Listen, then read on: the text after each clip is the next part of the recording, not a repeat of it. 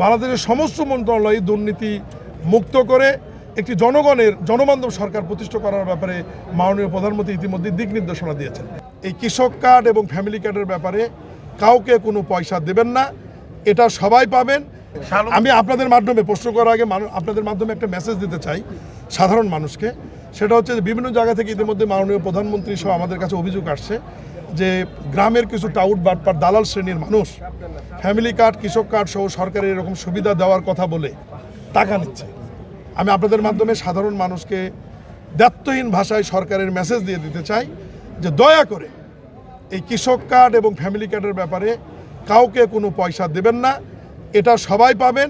এবং ন্যায্যতার ভিত্তিতে সরকারি কর্মকর্তারা কোনো দলীয়করণ হবে না, সরকারি কর্মকর্তারা একদম ঘরে ঘরে পৌঁছে তথ্য সংগ্রহ করে আপনাদের যাদের পাওয়ার যোগ্য তাদের হাতে এই ফ্যামিলি কার্ড দিয়ে দেবে। আপনাদেরকে আরেকটা আমি মেসেজ দিই, সেটা হচ্ছে যে ফ্যামিলি কার্ডটি কিন্তু ইউনিভার্সাল, এটা কিন্তু সবাই পাবে, আপনিও পাবেন, আমি পাবো। কিন্তু সরকার প্রাথমিকভাবে যেটা সিদ্ধান্ত নিয়েছেন সেটা হচ্ছে হতদরিদ্র। এক্সট্রিম মশার কয়েল প্ল্যান্ট ফাইবার দিয়ে তৈরি, তাই সহজে ভাঙে না, সুগন্ধিযুক্ত ও নিরবিচ্ছিন্নভাবে জ্বলে। ডেঙ্গু, চিকুনগুনিয়া বাহি সহ যে কোনো মশার বিরুদ্ধে দেয় এক্সট্রিম সুরক্ষা। দরিদ্র এবং নিম্নবিত্ত আপনার মানুষকে আমরা পাঁচটা শ্রেণী আমাদের, কিন্তু আপনারা সম্মানিত সাংবাদিক ভাইরা নিশ্চয়ই জানেন যে হতদরিদ্র, দরিদ্র, নিম্নবিত্ত, মধ্যবিত্ত, উচ্চবিত্ত। আমরা প্রাথমিকভাবে সরকারের আর্থিক সচ্ছলতা না থাকে আমরা সিদ্ধান্ত নিয়েছি যে প্রাথমিক পর্যায়ে একদম দরিদ্র এবং নিম্নবিত্ত মানুষের মাঝে কার্ড সবাই পাবো ইউনিভার্সাল, আমার মিসেজও পাবে, আপনার মিসেজও পাবেন।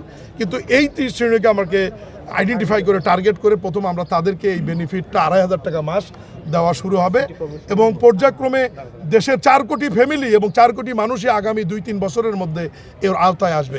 অতএব দেশের মানুষকে আমি অনুরোধ করবো, অস্থিরতার কোনো কারণ নাই, সবাই কার্ড পাবেন এবং যাদের পাওয়ার যোগ্য তারা কোনো পয়সা করে ঘুষ দেবেন না।